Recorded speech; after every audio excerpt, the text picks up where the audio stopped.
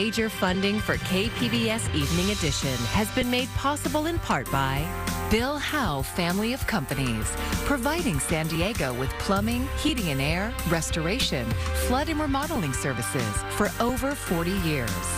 Call 1-800-BILL-HOWE or visit billhowe.com. And by the Conrad Prebys Foundation, Darlene Marcos Shiley, and by the following.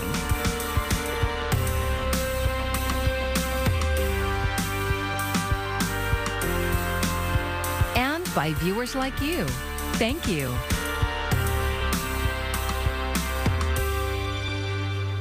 The traffic headaches continue for North County commuters, and they won't be in the rearview mirror anytime soon. Thank you for joining us. I'm Maya Trabulsi. Traffic is flowing again on the westbound 78 through Oceanside, but now Caltrans is closing the eastbound lanes for repairs. KPBS North County reporter Alexander Wynn has details on how long the closure will last.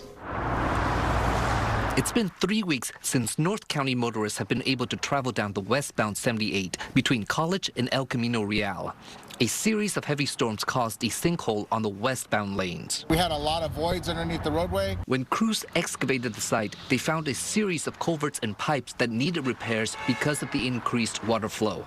Sean Rizzuto is the local Caltrans maintenance chief. Most of the pipes that are in this area are 70 years old. And they're corrugated metal pipes. That's why Caltrans will be closing the eastbound lanes starting today to replace those metal pipes with these concrete culverts. They have an expected use life of 100 years. The westbound lanes were reopened at 8 o'clock this morning, and the eastbound lanes were closed about an hour later. And workers here are working 24/7 to get work done as quickly as possible. So it's going to take at least 3 weeks to finish the work. The work is a little more complicated on this side because of the depth of the culverts. We're an additional 20 feet, 10 to 20 feet in depth. That means crews will be digging a bigger hole on the eastbound side and shore up the slope more. That work normally takes 6 to 9 months to complete, but with 9 crews working 24/7, that work is reduced to a fraction of the time. And that's good news for drivers, but it comes at a cost, $20 million. Alexander Nguyen, KPBS News. Low riding is one step closer to making an official comeback in National City. KPBS reporter Jacob Ayer has the latest on the cruising ban that goes back decades. While some other cities around California lifted their cruising bans, lowriders in National City were hit with one setback after another. I am going to ask for a vote. But on Tuesday evening, National City leaders unanimously agreed that lowrider cruising is no longer a crime in the city. It's bringing a lot of joy to the many folks who have led this push, like the United Lowrider Coalition's Rafael Perez. It's an exciting moment for the entire lowrider community that the only place in San Diego County where lowriders had signs letting them know they weren't welcome, the signs are coming down. The original 1992 law came after concerns of crime and traffic congestion from cruising, but advocates say times have changed. National City had the last active cruising ban in the whole county. And after decades of pushing to overturn the ordinance, the council voted to repeal the law and bring back a cultural lifestyle to Highland Avenue once again. The cruising ban is being repealed, and we can freely celebrate our culture across the county without any fear of being profiled, discriminated, or harassed. There was a short-term trial on National City cruising last year, but this is permanent. Now with the repeal, people are planning to join the lowriders and slowly cruise on the streets of National City for good in the very near future. The city has events planned this summer. There's a car show at the end of the summer that has an organized cruise around it. So there's definitely going to be some cruising activity. And, you know, just getting in your car, going for a cruise with your family, that's what we're all about, just enjoying the culture, enjoying the cars. During Tuesday's City Council meeting, State Assembly member David Alvarez touted a state bill he introduced that would lift cruising bans throughout California. The National City repeal faces a second reading of the ordinance, which is slated for later this month. Jacob Ayer, KPBS News. The city of El Cajon is holding town hall meetings to address homelessness. It follows concerns raised over the arrests of 2 sex offenders staying at a motel through a county-funded program. Last night was the first of several meetings planned. Speakers included city officials and law enforcement who showed data on the homeless crisis. Then residents worked in small groups to come up with solutions and then presented their ideas. The night ended with a question and answer session. The deputy mayor says the issue is so large and complex that solving it requires everyone to be involved. We think people coming together tonight, and we're so pleased with the turnout, they're giving us the ideas. We shouldn't pretend ever, and we don't, that we know it all, because we don't. The best ideas come from people in the city. They're human beings. They need to be treated like human beings. I don't know why they're rotting on the street, whether it's by choice or by addiction or mental illness or whatever, but we need to come up with a solution to try to help them. City officials say they're pressing the county for answers on the motel voucher program, and you can find more information on future meetings online at elcajon.gov. San Diegans with Medi-Cal coverage haven't had to renew services during the pandemic, but that's changing soon. KPBS health reporter Matt Hoffman has a look at what people need to know to avoid a lapse in coverage. Just over 1 million San Diegans are enrolled in Medi-Cal. For the last 3 years of the pandemic, they didn't have to renew thanks to federal protections. But starting in June, they will. Not everyone will have to renew at once. It's based on when you first applied. For those due in the month of June, information is being sent out, making sure their contact information is up to date. We are going to be reaching out in phases to our customers to ensure that, hey, you should have received the packet, please, or if you didn't receive a packet, contact us and give us your new address. Alberto Banuelos is Assistant Director of the county's Office of Self-Sufficiency Services. He says when it comes time to renew, people will get a bright yellow packet in the mail. That is part of our marketing, or our messaging is be on the lookout for the yellow envelope. The state estimates up to 3 million Californians could lose coverage because they don't qualify anymore or miss reapplying. San Diego County officials don't want to see those who do qualify have a lapse in coverage. We never want a patient to ever feel like they cannot access services that they need. Many of our patients have chronic health issues, and they can't afford to have a lapse in coverage. Victoriano Diaz is Director of Patient Engagement and Enrollment at Family Health Centers of San Diego. A majority of their patients are on Medi-Cal or some other type of assistance program. His team is also working to notify people about their re-enrollment dates. And we want to make sure that patients are aware that there are different events that might affect their Medi-Cal, right? So during COVID, they might have gotten a new job, they might have moved. Diaz says, bottom line, pay attention to the notices coming in the mail. The county has set up a hotline for people with questions about the renewal process, especially those who might be doing it for the first time. That number is 1-866-262-9881. And most of those questions is, when is my renewal due? Because again, it's been 3 years and they haven't done them. So you just have to remind them of when is the renewal, and it's also relax. Everything's okay. We will communicate with you. We will assist. If someone is ineligible for Medi-Cal, Banuelos says the county can help connect them to another health plan, including low-cost options with Covered California. Matt Hoffman, KPBS News. Housing affordability is a big concern here in San Diego County, especially for Black and Latino home buyers. And that is according to a report from the California Association of Realtors. In 2022, a median-priced single-family home in the county was $911,000. Assuming a 20% down payment, a minimum annual income of over $206,000 was needed to qualify for that. The report found an 11% affordability gap between Black households and the overall population. For Latino households, it was 9%. Well, buying a home in San Diego County is simply out of reach for many, but a new state-sponsored program is changing that. KPBS reporter John Carroll tells us how the California Dream for All loan program works. Every state has some sort of home buying assistance program. In California, it's administered by the California Housing Finance Agency. CalHFA is essentially the state's affordable housing lender. So Ellen Martin is the director of CalHFA. They've been providing down payment assistance for low and moderate income first-time homebuyers for years. But now a new program is set to supercharge their ability to help. It's called, appropriately enough, the California Dream for All Shared Appreciation Loan Program. It's available to low and moderate income, so the upper income limit is that $211,000. The loans pay for a down payment and closing costs. Take this two-bedroom house in western Chula Vista. It's on the market for $749,000, a price that might seem out of reach for many. But with the new California Dream for All home loan program, this house has become more affordable for a lot more people. What did you think when you first heard about this? I thought the program was genius. Scott Evans is Executive Vice President of Cross Country Mortgage in San Diego. The state of California can give up to 20% for down payment and closing costs. It's a 0% interest rate. The payments are deferred for the entire life of the loan.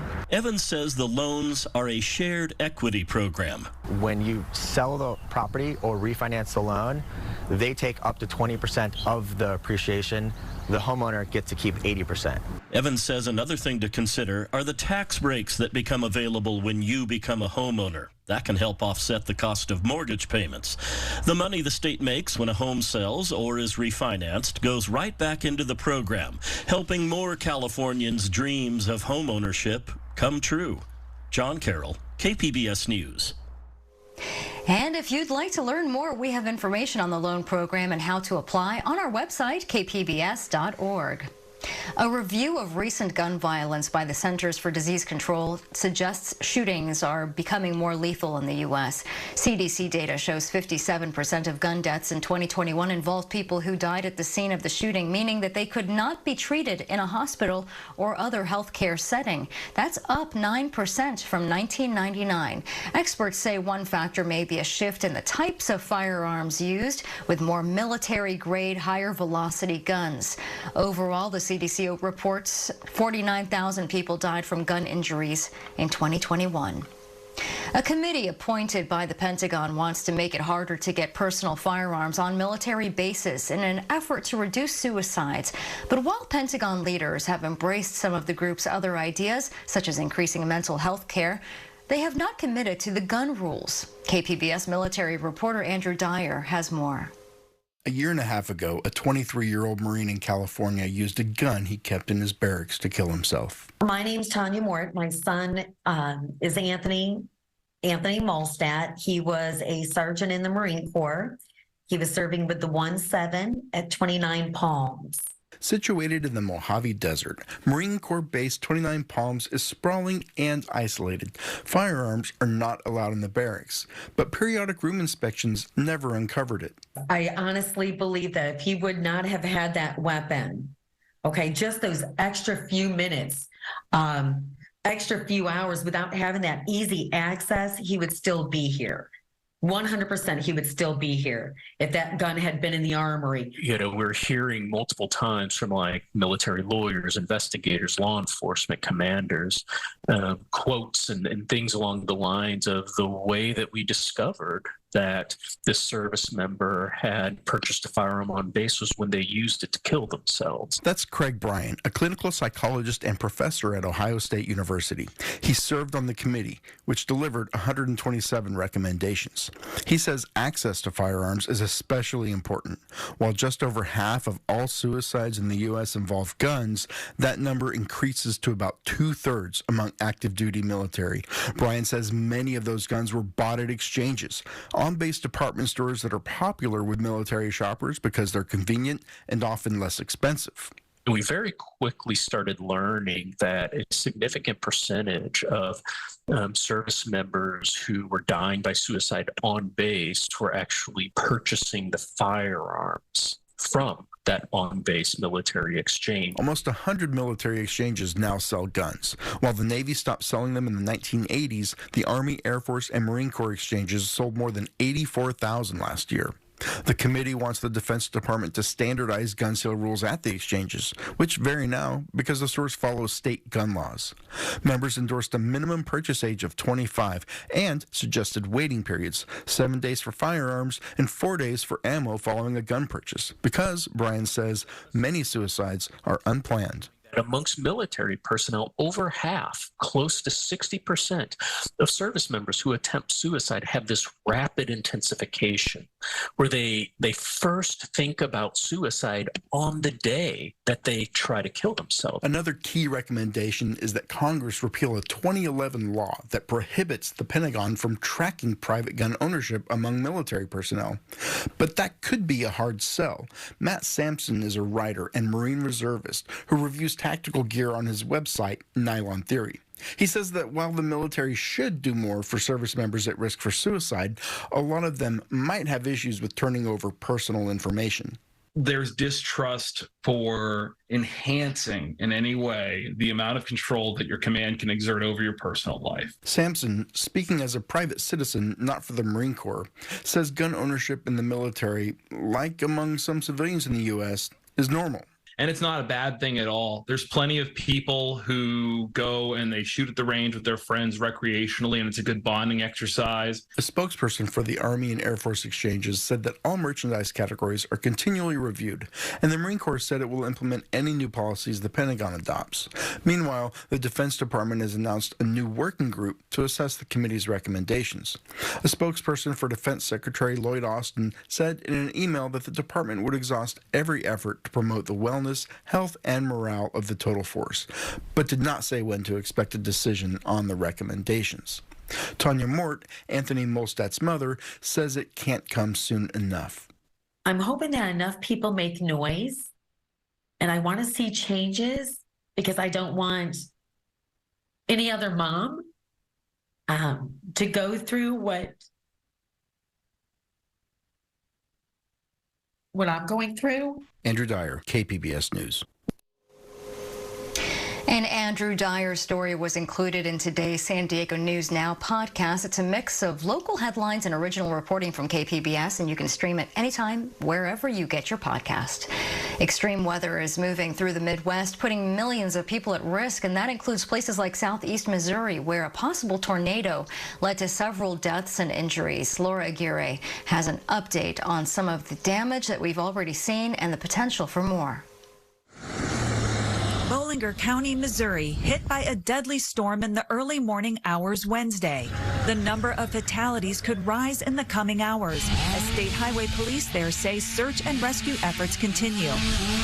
This savage storm system, threatening about 60 million Americans, is moving east after battering parts of Missouri, Illinois, Iowa, and Michigan. Oh my God!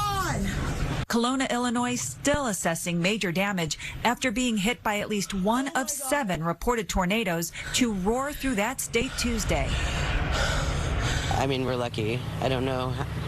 I look at all this and I'm just like amazed. We're just hoping that it gets by us and we don't have no more damage, but that's what we're praying for now.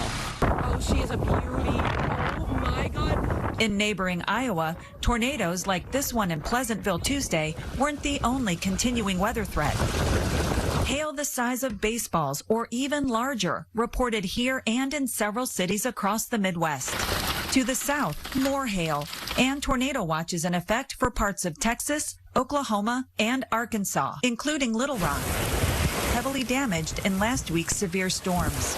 The National Weather Service warns everyone in the affected central and southern regions to heed all severe weather advisories through Wednesday. Laura Aguirre, KPBS News. A nice stretch of weather continuing over the course of the next couple of days after the chilly start again we had earlier on this morning, right? But we will also be talking about some warming, especially over some of the interior valleys into the mountains and the deserts, and tranquil conditions leading right into the weekend. Let's talk numbers here, and wow, we've seen quite a bit of rain. San Diego going back to last fall, over 13 inches and counting. That historical average, meanwhile, a little over 8.7 inches and a close to, again, 4 inches of rain just last month. And that in the month of March is leaps and bounds above the historical average. So we continue to see quite a bit of precipitation. Not so much the case so far this month. It's early, though. But to notice how, again, those numbers, the historical averages, continue to work their way down. So we tend to move our way into the drier season. Cool night for tonight, but not as cold. Partly cloudy. Will drop down into the upper 40s as we look outside. Area-wide, we're going to be looking at the upper 20s around Mount Laguna, 46 in Borrego Springs, Oceanside, 41 Chula Vista at 46, and again, San Diego down to 48 degrees. Futurecast shows pretty quiet picture as we work our way throughout the early morning hours, and for that matter, throughout the majority of the day on Thursday. Temperature-wise, up to 70. San Diego close to that historical average. Warmer day, Borrego Springs at 77. Mount Laguna climbing up into the 40s. Oceanside even climbing into the upper 60s. Let's take it through time here at the coast. And yeah, a little bit of warming here the next couple of days. Perhaps backs off a bit here for the weekend, but we stay dry despite some more clouds and sun on Sunday. Another round of warmth coming up for those interior valleys inland as we work our way into and through the weekend into early next week. Mid to upper 70s slated here. We'll also feel some of that warmer air coming into the mountains. 50s on tap Saturday, Sunday into Monday, again with lots of sunshine. And as we talk about the deserts, we're going to be climbing up in the 90s Sunday and into Monday with lots of sunshine. For KPBS News, I'm meteorologist Justin Povick. California is one of the states where the tax deadline is extended this year to October due to severe storms this winter. But many people are still working to get their taxes done sooner. Karen Kafa talked with tax experts who are offering advice for 2023. With April 15th falling on a Saturday and a District of Columbia holiday on Monday, April 17th, the deadline to file a federal tax return is April 18th this year, which gives people who haven't filed yet a little extra time to check their work. Think about what went on in your life in the last year. Did you move? Did you have a child? Did you get married? Did you start a new job? Tom O'Sabin of the National Association of Tax Professionals says the current filing season is less complex than the pandemic years. A lot of the things like the stimulus payments and the advanced child tax credits, we don't have those this year. Those existed in prior years. 2022 looks a lot more like 2019. The IRS says the most common errors on returns include missing or inaccurate Social Security numbers, misspelled names, and inaccurate figures for things like wages and income. They say math errors and incorrect calculations of tax credits and deductions can often be avoided by using tax preparation software. On Saturday, April 8th, the IRS will open many of its tax prep centers for weekend walk-in, in-person help. Some sites will offer specialized help on retirement and pension topics for taxpayers age 60 and above. And taxpayers recently impacted by severe weather in Arkansas, Mississippi, Alabama, Georgia, California, and New York may have extended federal filing deadlines if they reside in declared disaster areas. Full eligibility details can be found at irs.gov. For Consumer Watch, I'm Karen Kafa. Later this week, the National Jobs Report will give us an indication if efforts to reduce inflation like rising interest rates are working as intended. Today, we got a bit of a preview. Ivan Rodriguez has details on how the surging labor market is starting to slow. U.S. employers are scaling back on hiring as the economy slows and borrowing costs continue to rise. That's according to the latest report from payroll processor ADP. The report shows the private sector added 145,000 jobs, which is less than February's monthly job gain of 261,000. And that pay growth has slowed. Wage growth was running quite a bit faster 6 or 8 months ago compared with how fast it's running today. Experts say what this could show is an economy that is slowing but also normalizing after years of strong growth in the labor market. There has only been around 1 unemployed worker for every 2 job vacancies. That's way below the ratio that employers are used to, even in a very strong economy. The biggest job losses were in finance, which lost about 51,000 jobs, professional and business services about 46,000, and manufacturing 30,000. On the other hand, these sectors saw growth, with leisure and hospitality gaining 98,000 jobs. Chief economist with ADP, Neela Richardson, says this data isn't only a positive sign for the Fed, but also for smaller businesses. Giant companies like Walmart and Amazon also dealing with layoffs. Amazon eliminated roughly 30,000 jobs since the beginning of the year, and Walmart announced more than 2,000 workers will be laid off at 5 U.S. warehouses. I'm Ivan Rodriguez reporting. I'm Jeff Bennett. Tonight on the NewsHour, how China is responding to a meeting between House Speaker Kevin McCarthy and the president of Taiwan. Coming up at 7, right after Evening Edition on KPBS.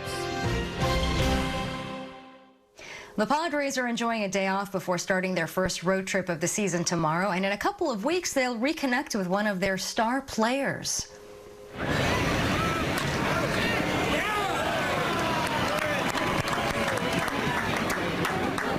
Fernando Tatis Jr. suited up for the El Paso Chihuahuas last night. It's his first game in a rehab stint and his first game since the end of spring training. Tatis is healthy, but he can't rejoin the Padres until he wraps up a suspension issued last year for using a performance-enhancing substance, and that's scheduled to end later this month. And here's a look at what we're working on tomorrow in the KPBS newsroom. Laid off on leave, with mass layoffs affecting some major companies. NPR's Morning Edition looks at how some workers are being caught by surprise by being fired while on a routine leave of absence. And then on KPBS Midday Edition, we'll have a discussion on the diversity in the San Diego theater scene, featuring KPBS arts reporter Beth Accomando. And you can find tonight's stories on our website, kpbs.org. Thanks for joining us. I'm Maya Trabulsi. Good night. Major funding for KPBS Evening Edition has been made possible in part by Bill Howe Family of Companies, providing San Diego with plumbing, heating and air, restoration, flood and remodeling services for over 40 years. Call 1-800-BILL-HOWE or visit billhowe.com. And by the Conrad Prebys Foundation, Darlene Marco Shiley, and by the following.